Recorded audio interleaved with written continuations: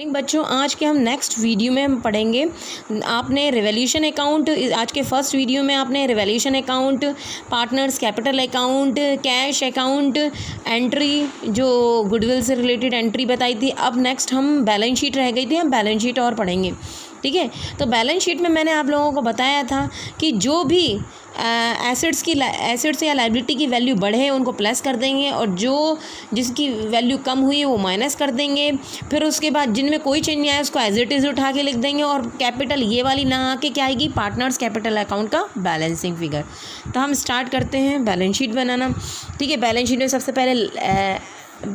सबसे पहले liability amount, assets amount.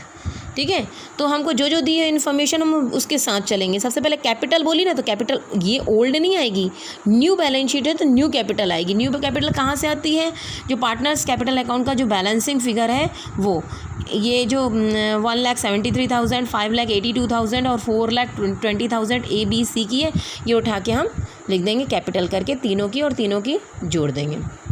ठीक है, फिर उसके बाद क्या करेंगे हम, नेक्स्ट हमारा क्या है, general reserve. General reserve distribute हो चुका है ना कैपिटल अकाउंट में 1,50,000 है ना। जो चीज़ डिस्ट्रीब्यूट बढ़ गया यानी ख़त्म, बढ़ गया मीन्स ख़त्म। जो भी फंड अगर डिस्ट्रीब्यूट हो जाते ना तो वो नहीं आते हैं। ये पार्टनर्स कैपिटल अकाउंट में आ गया ना, जनरल रिजर्व डिस्ट्रीब्यूट हो गया ना, जनरल रिजर्व 90,000, 60,000, तो ये वहाँ नहीं आएगा।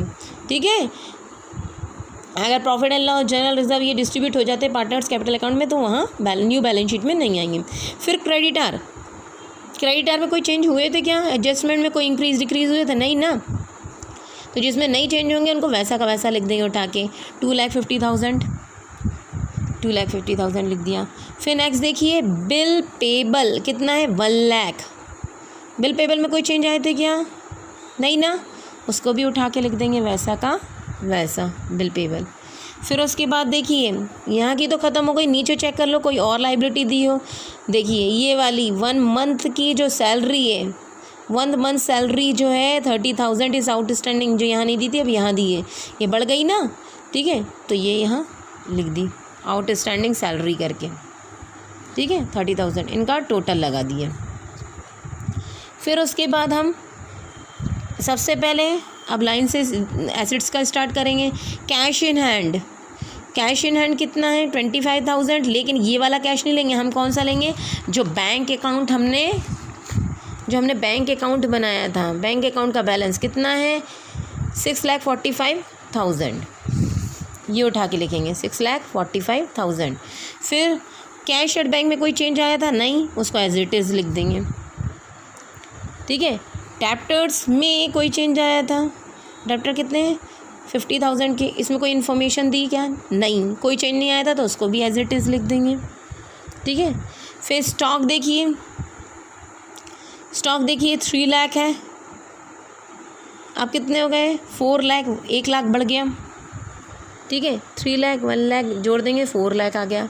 फिर नेक्स्ट क्या है, बिल्डिंग कितना 5,00,000 है और बिल्डिंग की हुई थी डेप्रीशिएट, कम हुई थी। ठीक है, और मशीनरी भी उसके बाद 2,00,000 है, वो भी डेप्रीशिएट मतलब कम हुई थी। तो दोनों को जो भी वैल्यू जितनी कम हुई थी, 5,00,000 का कितना 5% कम हुई थी, तो 5% निकाला और माइनस कर दिया, और बिल्डिंग का भी 5%।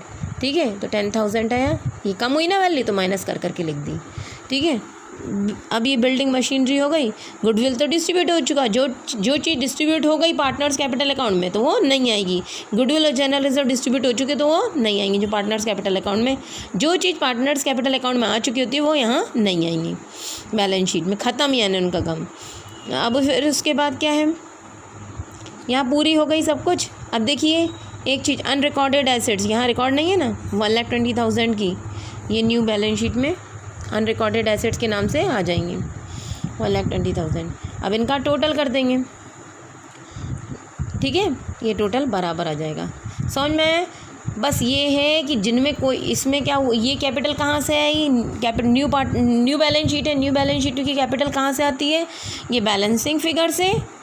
फिर उसके बाद क्रेडिटर में कोई चेंज नहीं हो तो वैसे कैसा लिख देंगे, बिल पेबल में भी कोई चेंज नहीं हो तो वैसे कैसा लिख देंगे। सारी एसेट्स, सारी लाइबिलिटीज़ चेक करने के बाद अगर नीचे कुछ लाइबिलिटी रहती है तो उनको और लिख देंगे हम यहाँ। ठीक है। कैश इन हैंड कौन सा आएगा, जो कैश का बैलेंस, और फिर उसके बाद क्या, न्यू पार्टनर कैपिटल लेके आता है और प्रीमियम फॉर गुडविल, उनको जोड़कर लिख देते हैं। फिर कैश एट बैंक उठा के, जिसमें जो चेंज नहीं आया, इन दोनों में कोई चेंज नहीं आया था, उनको वैसा वैसा लिख दिया। स्टॉक बढ़ गया था तो प्लस कर दिया, बिल्डिंग कम हो गई थी तो माइनस कर दी, मशीनरी भी कम हो गई थी तो माइनस कर दी, और अनरिकॉर्डेड एसेट लिख दी। ठीक है, थैंक यू।